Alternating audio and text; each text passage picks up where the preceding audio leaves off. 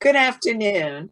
I am Arvis Washington, Deputy Director for the Department of Navy's Office of Small Business Programs, led by our distinguished director, Mr. Jimmy Smith. On behalf of OSBP, we thank you for joining us today. We started this webinar series over a year ago as a result of the COVID-19 pandemic as a way to continue our outreach, but received such rave reviews, we decided to keep it going, committing to hosting at least 3 webinars a month. The Department of Navy recognizes small businesses are the catalyst of innovation, and we use this platform as a way to attract new business partners. You can view previously recorded events on our website under our Outreach tab and Past Events tab, or visit us on our YouTube channel. I would like to direct you to our website at www.secnav.navy.mil/small-business, where you can find a wealth of information, including our Department of Navy's Office of Small Business Programs Operations Plan. You can locate your small business professional and find information on how to do business with the DON, including the command's long-range acquisition forecast. To stay current on Department of Navy Office of Small Business Programs upcoming events, you can register for our mailing list on the homepage of our website. To stay up to date about upcoming industry days, commands outreach, and in general, what's happening across the department, I also encourage you to connect with us on our social media platforms, including Facebook, Twitter, and LinkedIn. Today, we have a dynamic panel for you, but I'd like to highlight some of our upcoming events. Are you interested in learning about shipbuilding repair and maintenance service contracting opportunities? Join us for a discussion on the National Shipbuilding Research Program on June 10th at 1 p.m. And on June 17th, in collaboration with the National Institute of Standards and Technology's Manufacturing Exchange Partnership Program, we will host Ms. Kate Fuster, the department's branch chief for program protection. Ms. Fuster will provide guidance for small businesses on how to comply with controlled, unclassified information policies and requirements for handling, safeguarding, and protecting information which qualifies as such. And lastly, in June, on the 24th at 1 p.m., we will feature the small business program from the Defense Intelligence Agency, where they will give you tidbits on business opportunities within their agency. We have an exciting lineup for you in the month of June. So over to our panel today, and very excited and thankful to the HUBZone for joining us today.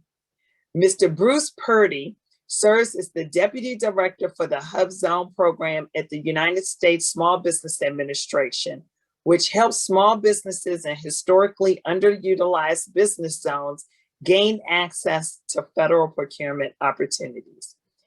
And joining him, we have Ms. Alison Amann, is an attorney advisor in the Office of Procurement Law at the U.S. Small Business Administration. She serves as a legal advisor to senior agency officials and their staff with respect to the HUBZone program and SBA's internal contracting procedures. Please join me in welcoming the panel today, and I encourage you to seize the opportunity to ask questions using the Q&A feature on this platform. And with that, I'll turn it over to Bruce and Alison. Thanks for joining us today. Thanks so much for having us. Yes, thank you for having us. It's a pleasure to be here today, and certainly want to thank the Department of Navy for this opportunity to really talk about the HUBZone program and for your support of the HUBZone program. So I think in a moment we'll be putting the slides up, and we'll get started.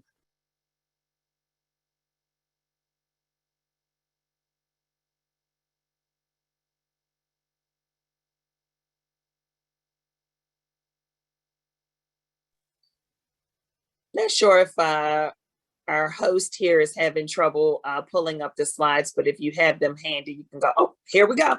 Thank you. Great. Well, let's go ahead and move on to the next slide. So the first thing I like to do, and you've already had some introductions of myself and Alison, but I want to introduce you to other members of our team. This is not our full team, but Lori Gillen is the director of the HUBZone program, and she's been with us. She and I started in the HUBZone program around the same time, and we make a dynamic duo leading the program, but with a very dynamic team. Takesha Hodge and Laura Moss are two of our program managers. Takesha leads our program for the certification, the initial certification process, and Laura leads our office for the continuing eligibility and examination. So we'll talk about those through the presentation today. Of course, Alison is not in our office, but she is just as much a part of our family, making sure that this program runs as smoothly as possible. So we appreciate her, and you're honored to have her a part of this presentation today. So let's go to the next slide, please. So let's just give you some background, and we'll start there on the program. The HUBZone program was launched in 1999, and it's a way to fuel economic development in distressed communities. And the way it really works is that, federal agencies, they each have a goal to meet 3% of procurements using the HUBZone program. They will set aside contracts for small businesses that are designated for HUBZone certified firms. Small businesses who then become certified, and they have to be located in HUBZones and employ about 35% of their employees have to reside in a HUBZones. They have the opportunity to bid on those contracts.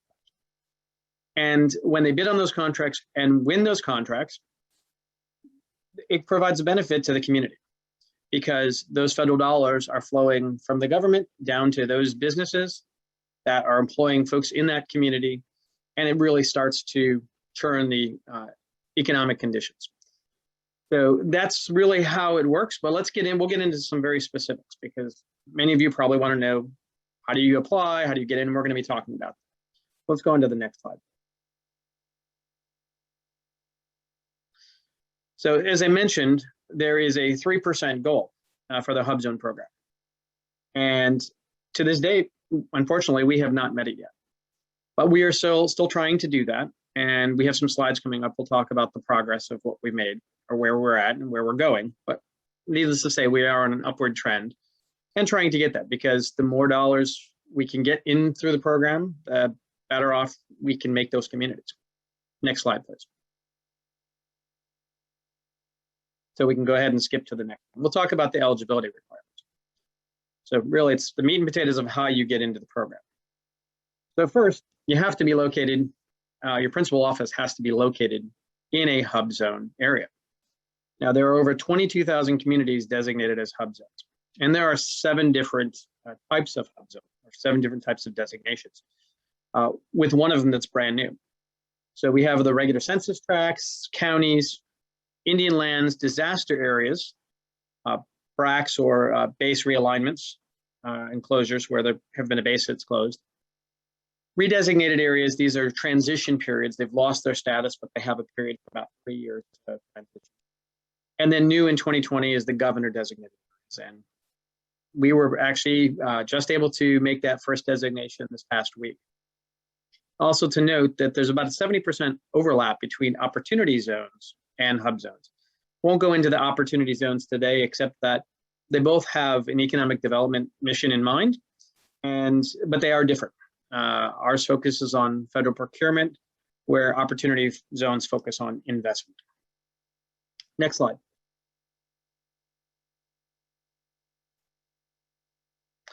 So for the eligibility, first, the firm must be small based on their size standards. Secondly, they must be at least 51% owned by U.S. citizens, an Indian tribal government, an ANC, a Native Hawaiian organization, a community development corporation, or an agricultural cooperative. So two easy criteria to meet. The third is that the principal office must be located in a HUBZone. Now, this may not be the headquarters. This will be the single location that has the greatest number of employees that perform most of their work. And that must be in a HUBZone, one of those HUBZone areas. And lastly, 35% of the employees of the HUBZone firm must reside in a HUBZone. So with that, those are the 4 criteria. If you meet all of those 4 criteria, you are eligible to begin. So let's move on to the next slide. And we can go on to the next slide because we'll go right into the application process. So first of all, you need to register in SAM. If you're a small business, and if you plan to do any type of work with the federal government, whether it be through procurement or a grant, you need to actually register in SAM. So take care of that first. It can take some time to actually get fully registered in SAM. So if you haven't started and you're planning on applying for the HUBZone program, go ahead and get registered now. The next thing is to actually really gather your documents. Now, we're excited that we've been changing our website, and we'll talk about this a little later, but we've actually put up a new revised document checklist. So we've got that on our website so you can easily prepare, get your documents together. And the types of things we're going to be asking for is payroll and proof of residency, proof of ownership for the firm, and proof of principal office location.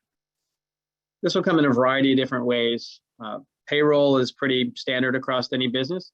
Proof of residency, it's generally going to be a driver's license, state ID, a voter registration card that shows an issue date and has an address included on it. Once you have your documents collected, then you're going to apply through SBA's website. Now, the process takes you through a couple of steps. And it's a little more complex than what's shown here. And we're going to get into some of those specific details. But I want to remind you that we don't consider it an application. So everything is a submission until all documents have been received. And so throughout the process, there's a time that you would upload these documents that you need to gather. And if you don't send in all of those documents, you will have a chance to make some additions, but that slows the process down. So we don't consider it a complete application until you've sent us all of your documents. Next slide, please. So what I want to do now is start talking about some of the tips for the HUBZone application. So first thing is ensure you're ready to do business with the federal government, because this is what the certification is about. It's not just a golden seal that will get you federal dollars immediately. As I said, it is a certification process that will get you access to certain contracts, but you need to be prepared. So figure out what the federal government's buying. Are they buying what you have to sell, or what your product or service is? And are you prepared to meet the government expectations regarding performance bonds, lines of credit, accepting credit cards, security clearance, etc.? So make sure you do your homework and you know you're ready. You can learn a lot more about federal contracting opportunities by going to our website. And so please take advantage of that. Be prepared. The Boy Scouts have a great model. Just be prepared. So let's move on to the next slide. So recently, we put up a new eligibility calculator. And so this tool basically will allow you to determine whether you're meeting that 35% and your principal office location. Most firms are denied certification because they don't meet the 35% for the residency, or don't have the principal office, or have sufficient documentation to demonstrate that they meet this. So this calculator tool will allow you to actually put in information about your employees that we're going to be requesting anyway. Allows you to organize it in a similar fashion, and will tell you whether you're actually at that 35% and whether you meet the principal office location.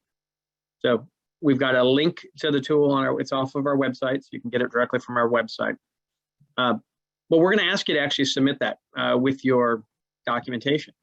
And the reason being is because it organizes the information in such a way that when you put that information in and you know that you've met that 35%, you submit it to us. It helps us actually as we're going through the document review process, so we can actually process your application a lot faster.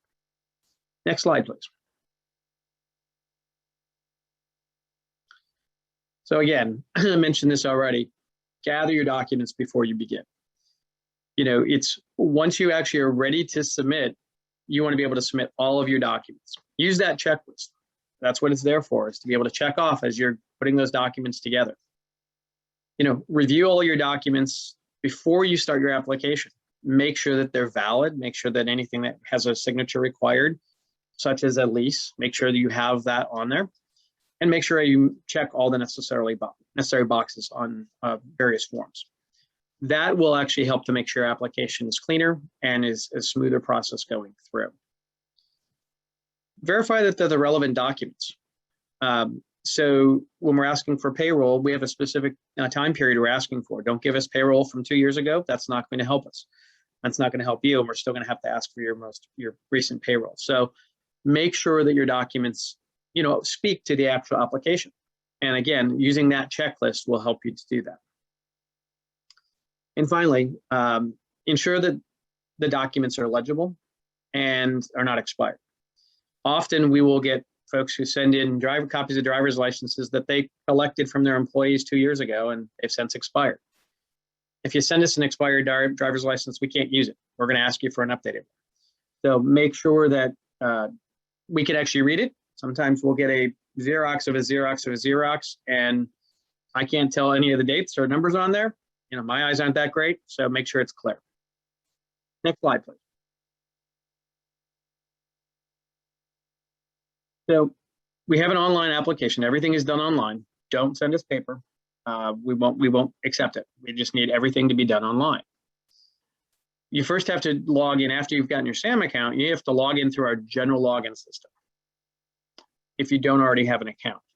So if you're having trouble with your password, there is a password reset there. But make sure you try to use that. If you've already set up an account, make sure you try to actually do that first before trying to recreate a new account. What's key is you need to make sure your EIN that you provided in SAM is the same EIN you're going to provide here in the GLS system. If you don't, it's going to give you a rejection, and you're going to be kind of stuck in a loop until you can contact us to actually help you figure it out. But make sure it's the same EIN. And you can always double check your status of your application by logging into the GLS account once you've submitted it. Next slide. Check your spam folder. Because we get thousands of applications a year, a lot of the information is coming from the system, and those system generated emails can often pop into your spam. So when you're getting ready to apply, make sure you are checking your spam folder, because we're going to be sending you back a notification to say, yes, you've submitted it and you need to verify it. And you have 2 days to verify your application. If you don't verify it, the system's going to kick it out and you're going to have to start over. So make sure after you submit your application, that email should be coming very soon after. So you want to make sure you get that. And if you don't see it, check your spam folder and make sure you reply as soon as you get that.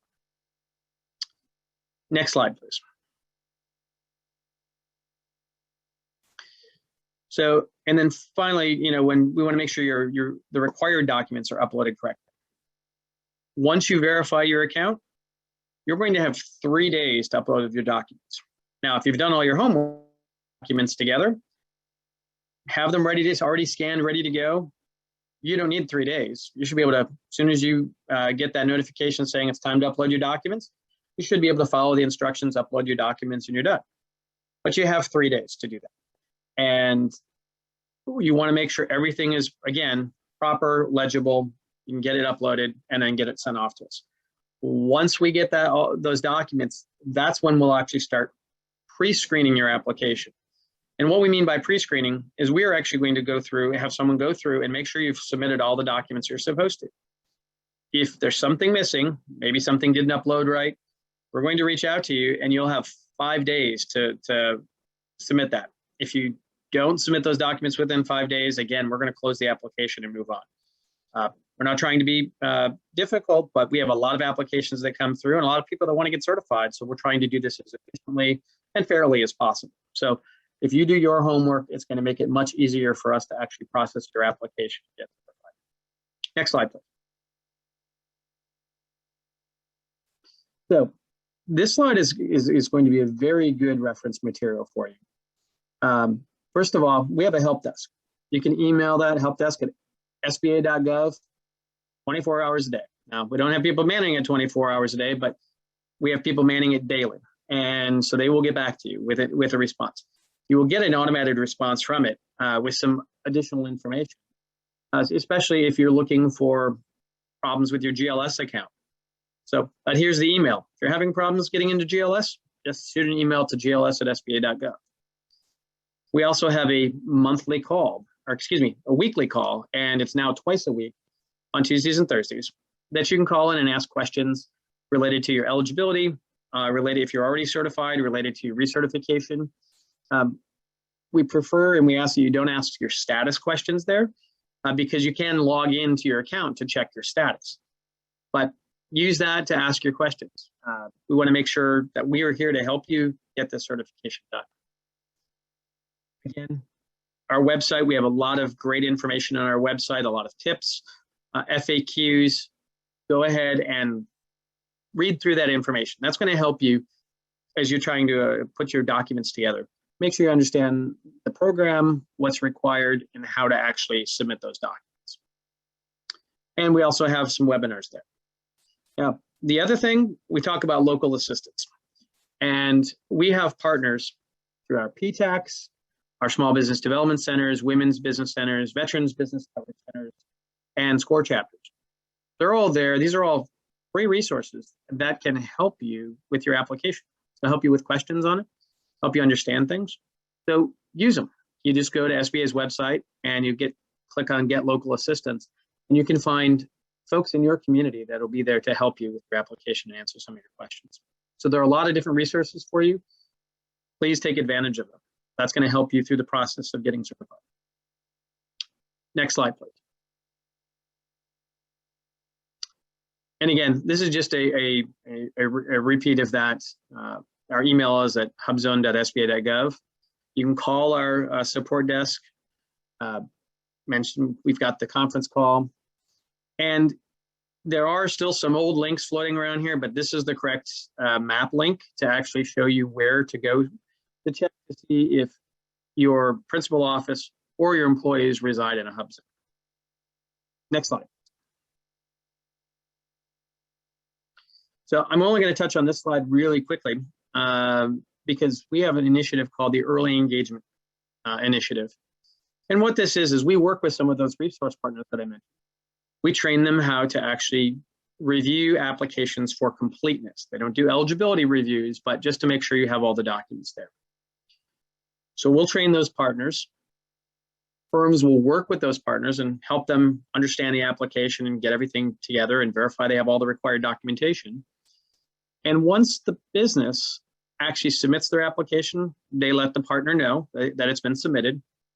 And the partner will then let us know if this is a firm that is procurement ready, that you're ready to start doing business with the federal government.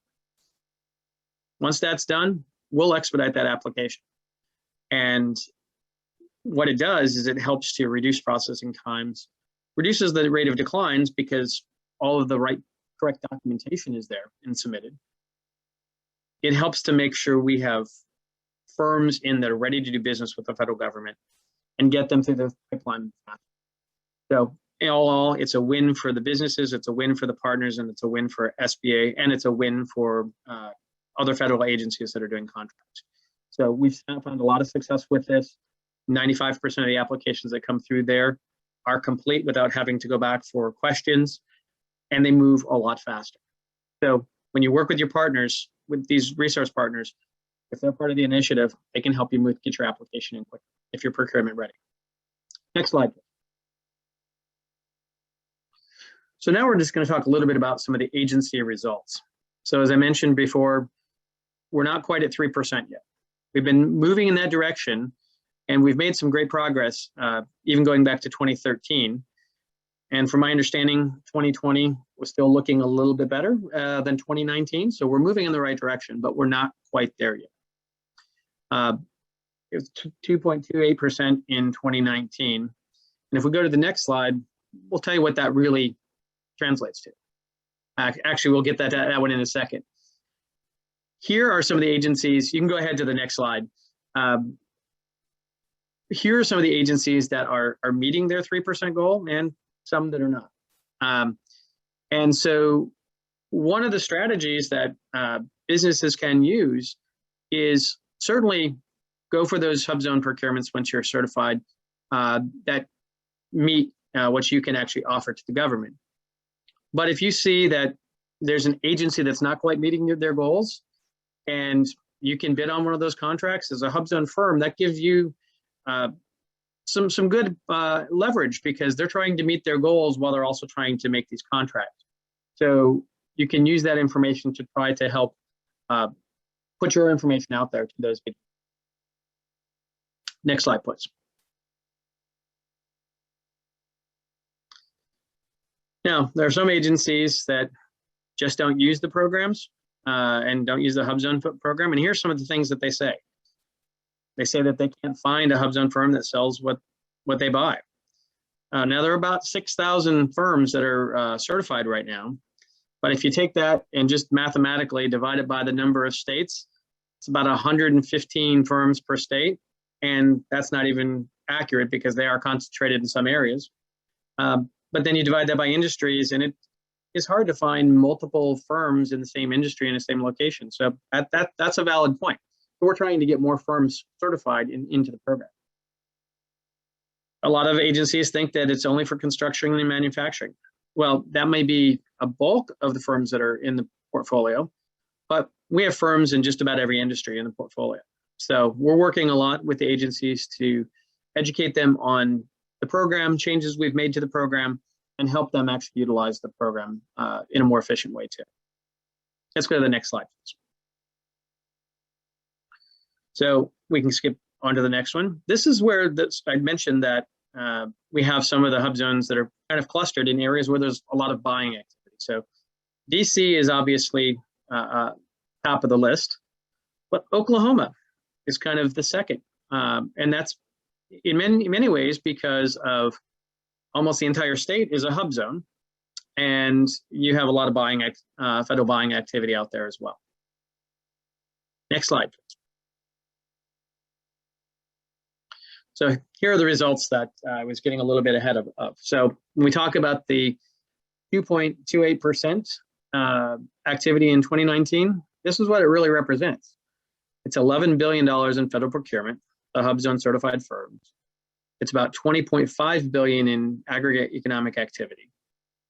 That supports 59,000 direct jobs and about 79,000 indirect jobs, which in total is about $7.1 billion in employee earnings. So going back even to that first slide when I'm talking about the federal dollars and how they have an impact on the community, here's where you see that impact actually happening and where those dollars really trickle down from a firm getting the contract to actually investing in those employees. Next slide, please. So a snapshot again, about 6,000 firms. Every day we're certifying new firms, and there are firms that leave the program. About 40% of firms are dual certified, meaning that they might also be a women-owned small business firm or 8A or any of the other programs. So about 40% have dual certification. 70% are in construction, professional, and technical services. But again, the rest are divided amongst a lot of the other industries. There are about 179 HUBZone mentor protege agreements in place. And that's a great vehicle, especially for a HUBZone firm that is just starting out into federal contracting to leverage the protege and get more access to federal contracts. Now, typically, a firm, before they have a HUBZone certification, they would have about 400,000 employees, or 400,000 in adjusted gross income, 5 employees, and it'd be about 8 years old. About 5 years later, that goes to about 1 million in AGI and about 8 employees. So you can see that there is typically growth in the firms.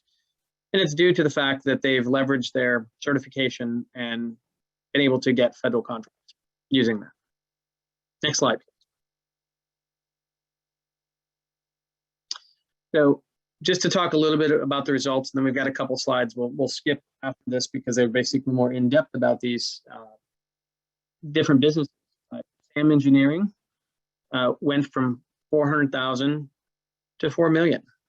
And that's because they had the HUBZone certification. Pontchartrain partners grew from 7 employees to 115 employees.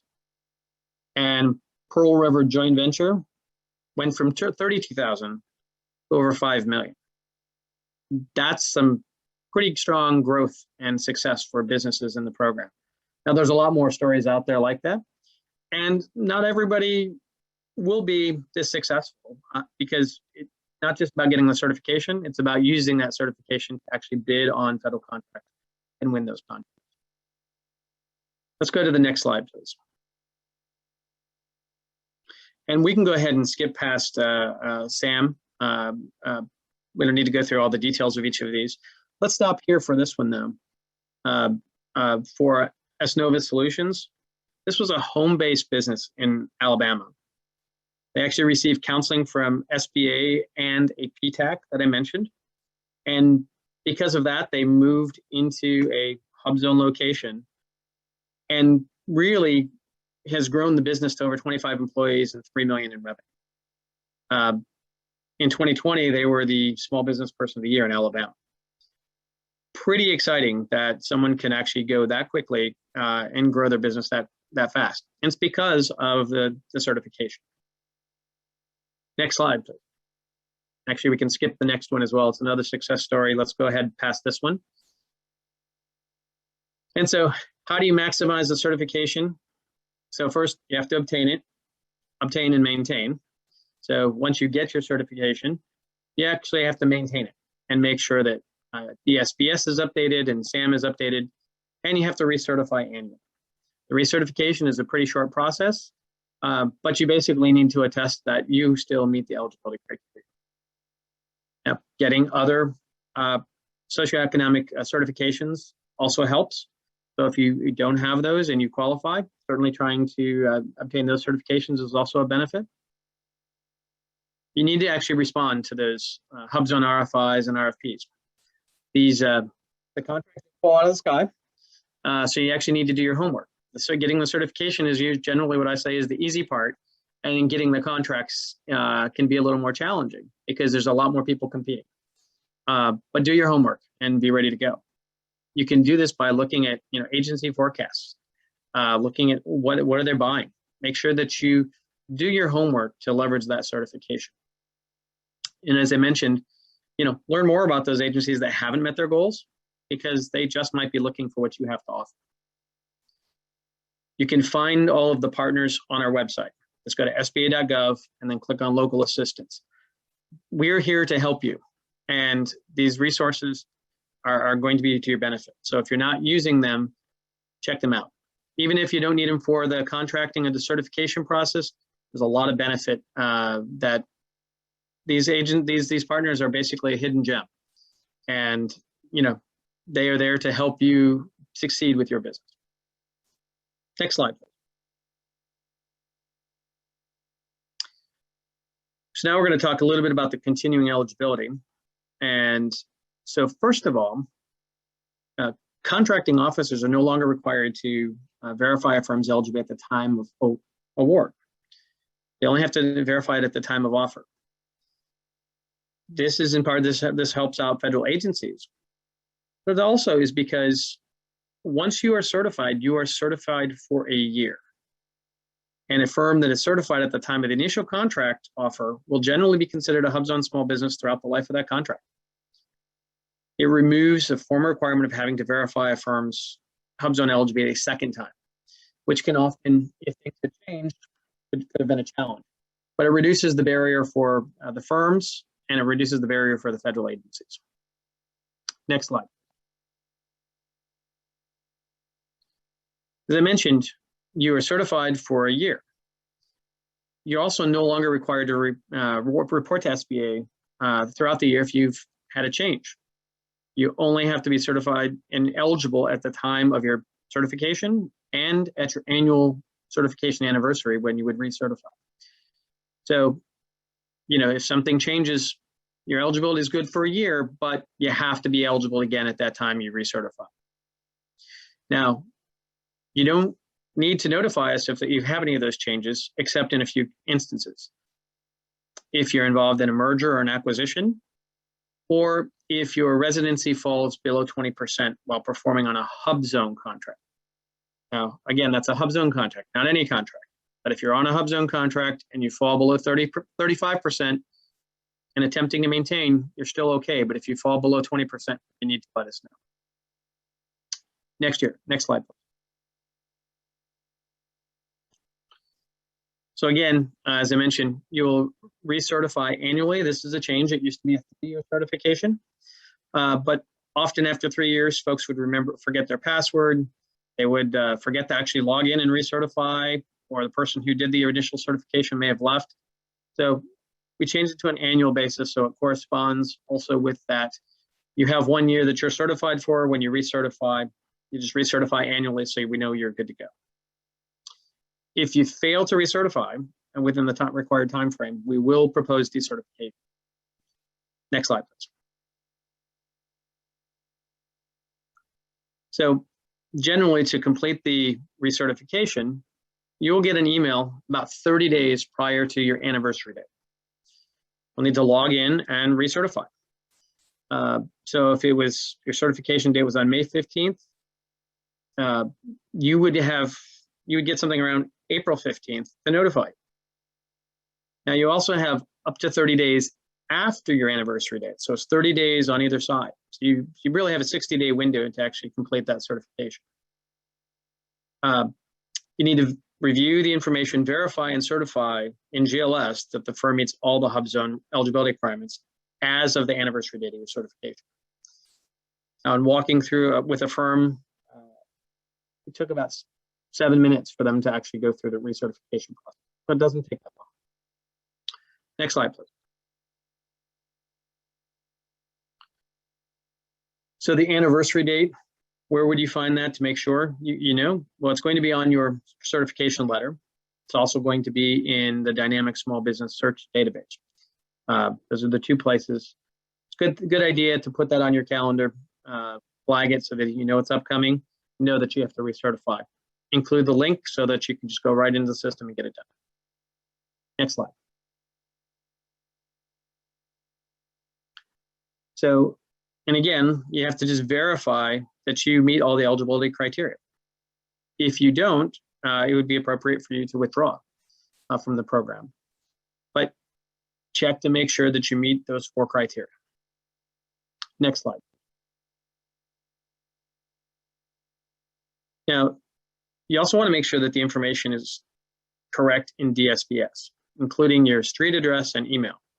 The email is important because when we email you, we're using that information to email you. So it's not going to be necessarily the same email that you submitted on your application. Whatever you have in DSBS, and that's where you will get that email to recertify. So as long as you keep your profile in DSBS and SAM updated, you should get those email notifications. Next slide, please.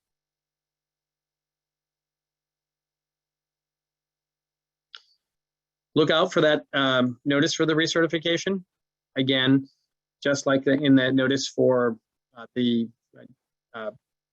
authorizing your application or notice to submit documents, make sure you're watching out for that. So if you know your anniversary date, and if you don't get it, contact us. Send an email to our help desk at HUBZone and SBA.gov. Tell us you didn't get it. We'll make sure it gets resent to you. Next slide, please.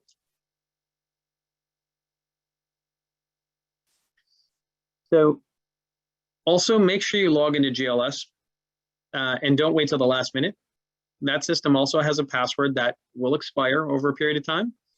And so if you're waiting till the last minute and you get a expired password, it could be a challenge. So when you get the email, get ready to log in, make sure you can access the system, make sure you do your eligibility checks, and you should be good to go. Next slide.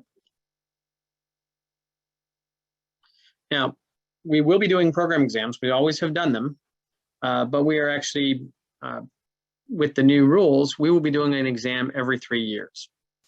And every 3 years from the time you've certified or since your most recent examination. It's important that we want to make sure that firms maintain eligibility in the portfolio.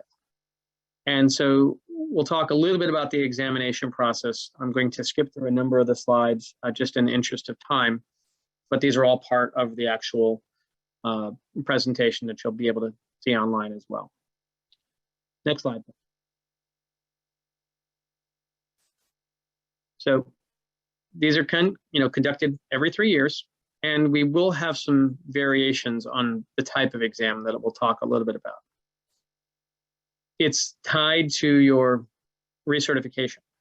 So once you recertify, you will get another notice. If you're up for an exam, you will get a notice from us that says you've been selected for an exam, and that you just need to respond to the instructions that come in that email, and do that within the appropriate time period that's identified.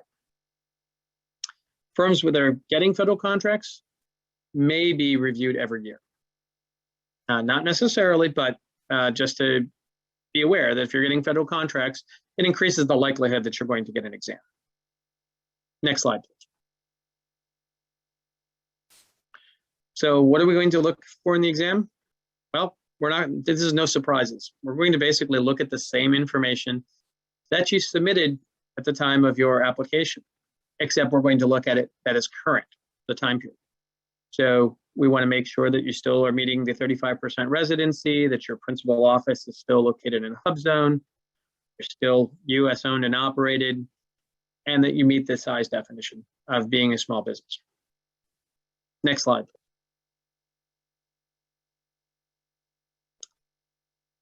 If you're due for an exam, you'll receive an email notice approximately 30 days after you've done your recertification. And there'll be specific instructions in that email to tell you how to actually complete the exam. Next slide, please. Now, to respond to the exam, you have two ways. One, you can either respond within the 30 days to provide the documentation that's requested, or if you no longer feel you're eligible, you can voluntarily withdraw from the program by submitting a voluntary decertification agreement. If a firm fails to respond to the exam, we would draw an adverse inference and propose decertification. So it is important that you respond to those notices for exam. Next slide.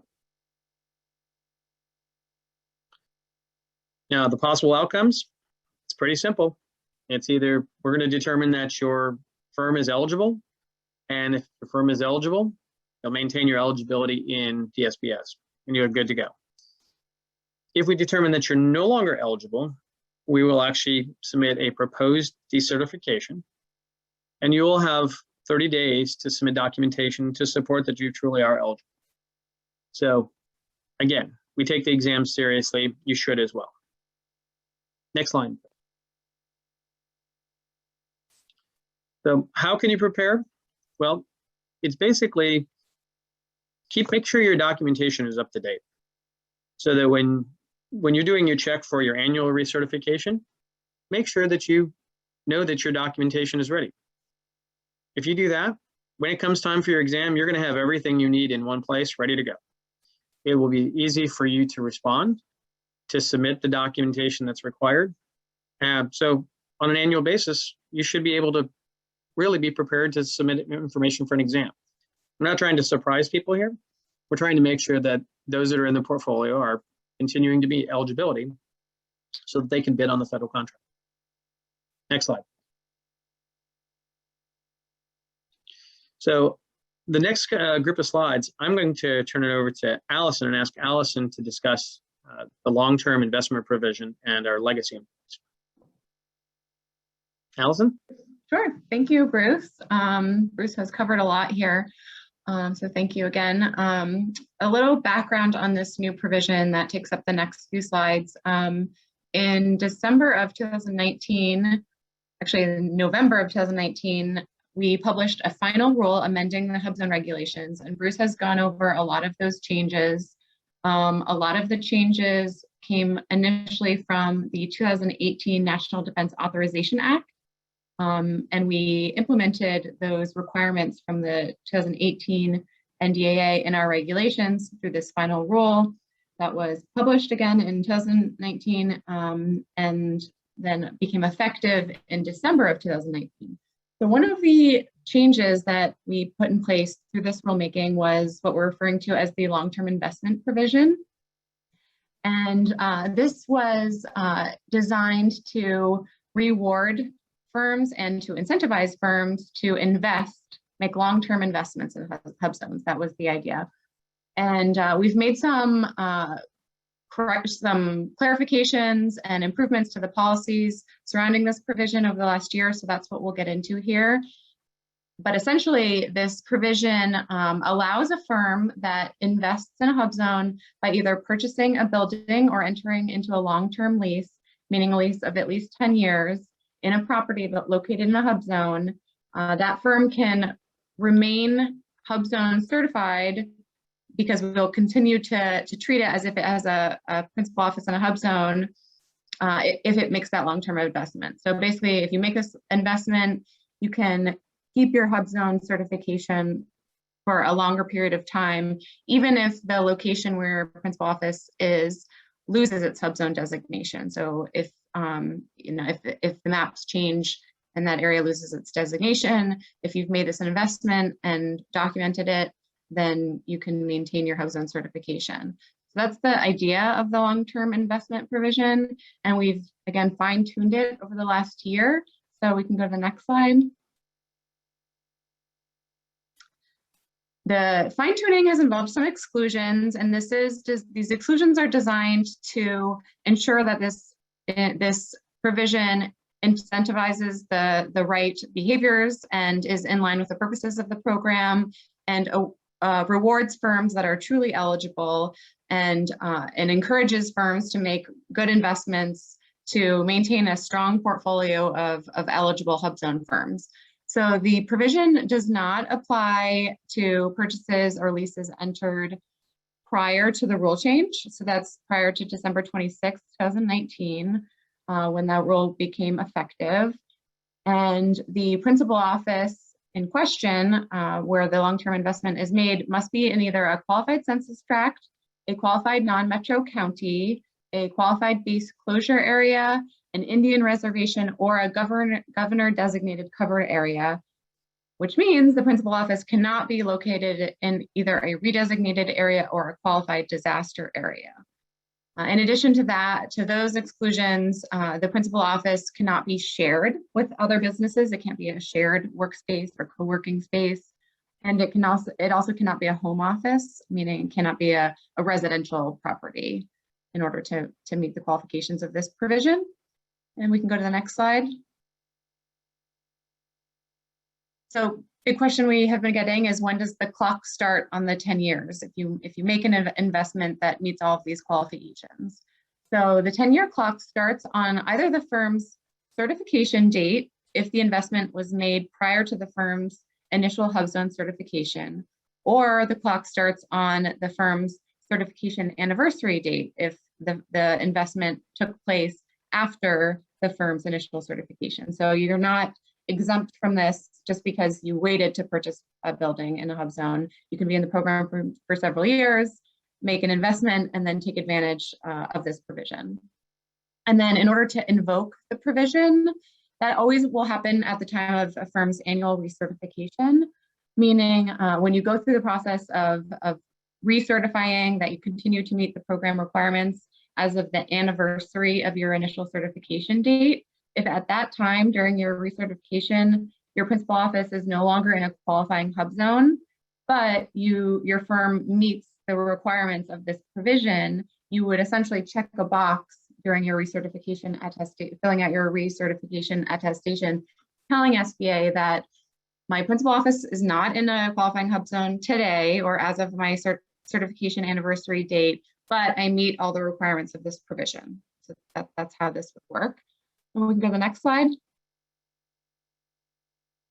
And once you check that box in your recertification attestation, you will want to make sure you have all the supporting documentation ready to support that, that assertion you've made, because you can assume that SBA will be reaching out to ask you to demonstrate it, if not as part of a program exam, but potentially as part of a HUBZone protest. So just make sure you have all your documentation on hand, and if requested, what you'll be required to provide to SBA to demonstrate that you meet the requirements of this provision will be a copy of either the deed or the lease that either the lease you signed or the deed showing that you purchased the building, and that we'll look at the date on that and make sure that it's prior to the firm's either certification or certification anniversary date.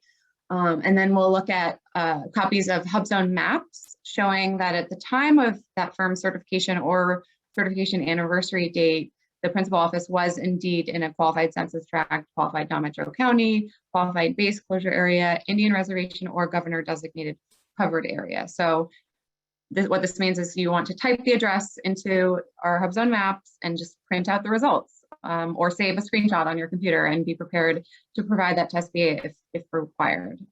That's just a good thing to do either way. Even if we don't ever ask for it, you want to have it just in case. And we can go to the next slide. And then here we're going to talk about another big provision that came in this 2019 reg change, and we've been referring to it as the legacy employee provision. And sort of similar to the long-term investment provision, this was designed to encourage firms to invest in their employees.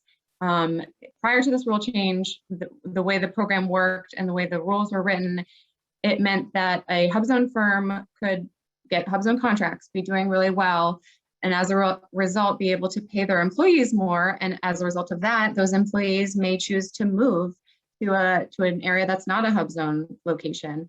And that put those firms in a position where they either had to replace the employee who moved out of a HUBZone because they wouldn't meet 35% anymore, or they had to let either replace them, meaning let the person go, or hire someone new that the firm didn't necessarily need to hire, but was just hiring to maintain their compliance with the program. We just didn't think it made sense for firms to be put in that position. So this provision allows firms to continue treating an individual as a HUBZone employee, a HUBZone resident employee, if certain requirements are met. So specifically, individual in question has to reside in a HUBZone for at least 180 days prior to the firm's recertification or prior to a subsequent recertification. And then that individual has to continue to live in a HUBZone, doesn't have to be the same one, but in a HUBZone for an additional 180 days after that same point in time, either after the firm's certification or recertification. And then the last big piece is that individual also has to remain an employee of the firm, which means they have to meet the definition of employee, which is a pretty in-depth definition, but essentially means the person works 40 hours per month. So you have to keep that person on your payroll to take advantage of this provision. And if someone meets all of these requirements, then they can move out of a HUBZone, or they can continue living somewhere that loses its HUBZone designation, and the individual would continue to be treated as a legacy HUBZone employee. Bruce, did you want to jump in and say something? Nope. I just know we're getting close to the end of the presentation. So yeah, I think I'm gonna after this, I was just gonna mention the map updates, and then I think we can leave a couple minutes for questions. So we can go to the next slide, and I'll go over these little details. Similar exclusions to what we saw with the long-term investment provision. In order to qualify for this, the employee must reside in either a qualified census tract, qualified non-metro county, Indian reservation, qualified base closure area, or governor designated covered area. And that means that they cannot reside in a redesignated area or qualified disaster area. Similarly, the firm's principal office has to be in one of those areas we mentioned, and it cannot be a redesignated area or a qualified disaster area. And then lastly, the date in question has to be the date that we're establishing the person as a legacy employee, has to be after the effective date of the rule, December 26, 2019. And then we can go to the next slide. Well, let's take a break and answer a couple of questions. I think some that you've already responded to, so thank you both. This has been a wealth of information. Sure. We do have one of the questions that we have here is from a company who says that an organization was designated to be in a HUB zone. However, they don't see it on the HUBZone map. So what information can you give them to go about how to determine whether or not an organization is in a HUB zone area or not? Yeah, so the first thing is, double check the map, and it looks like you've already checked the map. But what you can do is, when you look at the map, take a picture of that map. And if you think that there's an error with the map, you can send it to HUBZone@SBA.gov. We don't get many of these, but every once in a while, there may be something that's there. You can send it to HUBZone@SBA.gov. We'll take a look at it and let you know. Now, the maps are generally frozen right now, and we've extended that freeze until June 30th of 2023, primarily because the census, as we heard throughout the year, that the census was a little bit delayed in getting their information, and they're going to be delayed in getting the information to us to actually update the map. So we won't be doing any general map updates until 2023. But if you think you're in a HUB zone and the map is not correct, send it to us. We'll take a look at it and get back. Great. So I know we've gotten a couple of questions about us. When were these slides? We didn't get through all of the slides. There was a great information there. We will have those slides posted on our Don OSBP website. So Ms. Thurston, if you can put that back in the chat, we'll get those slides updated, uploaded to our website by the end of the week, as well as the recording will be posted. You can either go to our Don OSBP website, or you can visit our YouTube channel where we will have this recording posted. But with that, we have a good question here. One of the qualifications for the HUBZone program is at least 35% of its employees are living in a HUB zone. Does this have to be the employee's primary residency, or can it be a secondary home? I'll let Alison correct me if I'm wrong, but this should be their primary residence. This should be where they spend most of their time and where they live. So it shouldn't be a vacation home that, oh, we've got that and we're just going to count it.